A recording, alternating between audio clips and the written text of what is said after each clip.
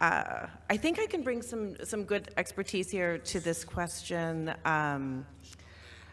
You can see on the website some of my, some of the research that I've been doing in North Macedonia, but in terms of my research in the United States and my work there, I don't think I really included that, but I have worked on Democratic campaigns, and I've worked on issue campaigns, primarily organizing volunteers, organizing people to get involved in issues that they care about, and on campaigns that are important at the moment.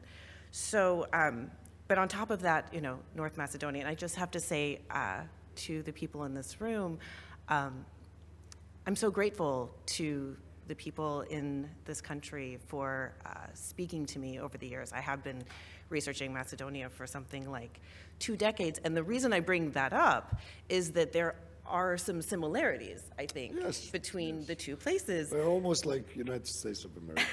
Yes, okay. Well,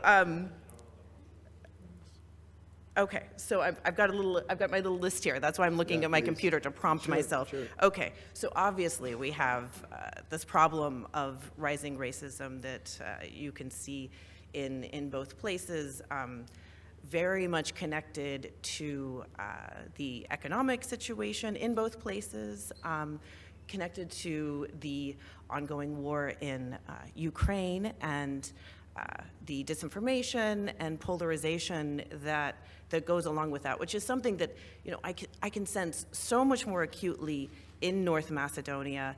And in the United States, we're just, we're much more isolated, so it's not quite as obvious.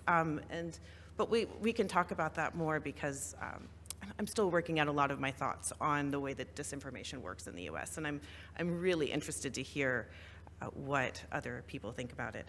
But okay, so we have that. We have this sort of ongoing, so I was saying, economic crisis, inflation, that obviously everyone in North Macedonia is very familiar with. People in the United States are also familiar with this. And I think what tends to happen is that even though this is a global phenomenon, the price of medicine is higher than it should be. It's harder to get a doctor than it should be. It's harder to get housing than it should be. Things feel so dysfunctional. This is it's global, but people experience it locally and don't necessarily know that the whole, almost the whole rest of the world is experiencing this. So it's very hard for any incumbent party to stay in office in that situation. Because people think, well, who am I going to support? Well, not the people who have been working and, in my opinion, not in my opinion, in the opinion of the voter who is voting against the incumbent, I wouldn't, that voter would just want to take a chance on a change. And so I've seen that in Macedonia, in North Macedonia, excuse me, that's not a political statement when I say Macedonia, it's just force of habit. But I saw that in North Macedonia before the most recent elections, and I saw that in the United States as well. Just this kind of desire to try something new.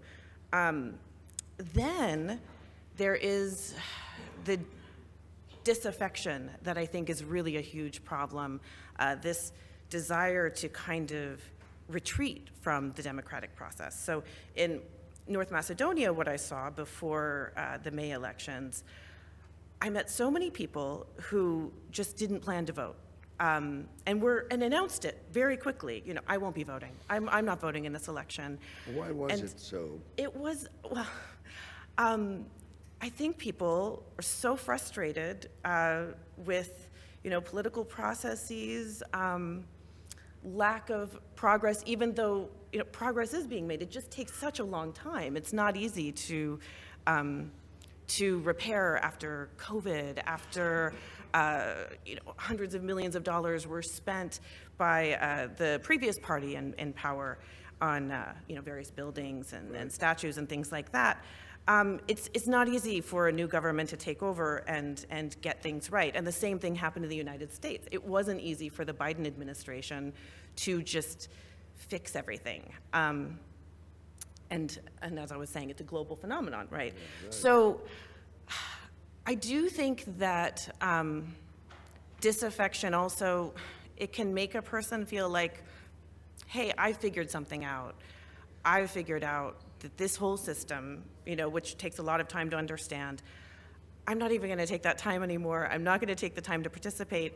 I'm just going to exit. I'm going to retreat to the mountains or to, to my life and stop engaging. So, like I said, I saw that here before the most recent elections, but I saw the parliamentary elections I'm referring to. And I saw that in the United States right after the election.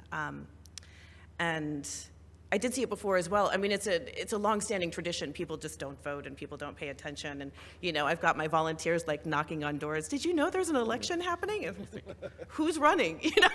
How could you possibly not know? But people really do disengage. But afterwards, people are saying things like, we'll never have another democratic election again. There's no chance. Democracy has no chance from here on out.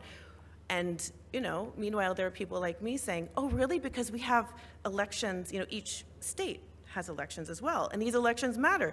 They're coming up next year. You should do some things. You can also run for political office yourself. It's, it's not like autocracy is just built like that. It's people quitting and withdrawing and not challenging these systems that really is what helps them win. Okay.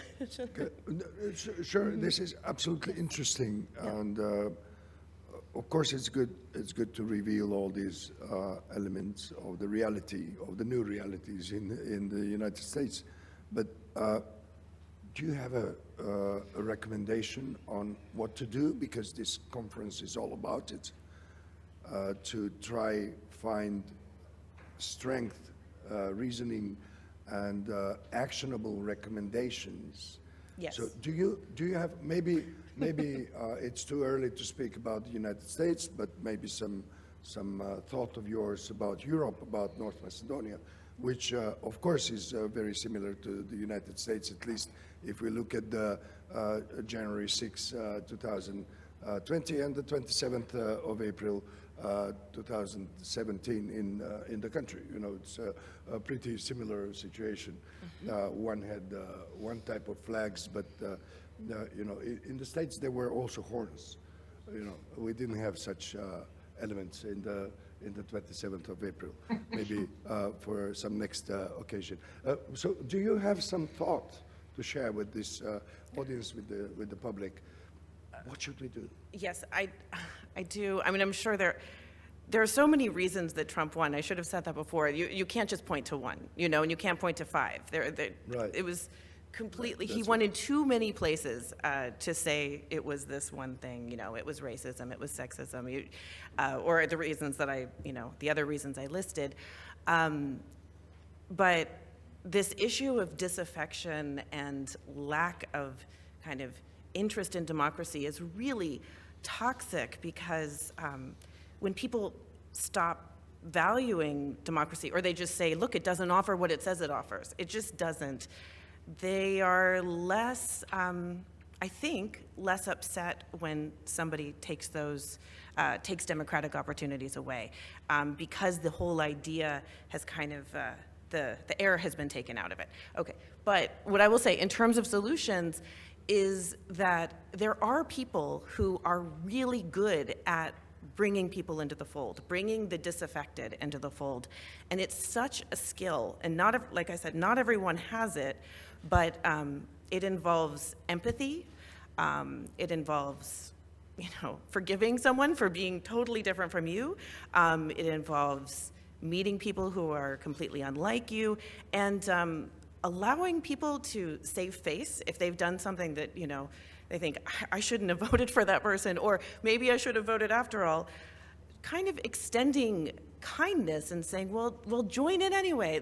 Come and meet other people and come into the fold instead of retreating. And so when I see people and organizations that are able to do that, campaigns are often not able to do that, but organizations, people that, you know, do this again and again and again, work on things like human rights and democracy, they can be very talented. And those people all over the world, in the United States, in North Macedonia, really deserve our support.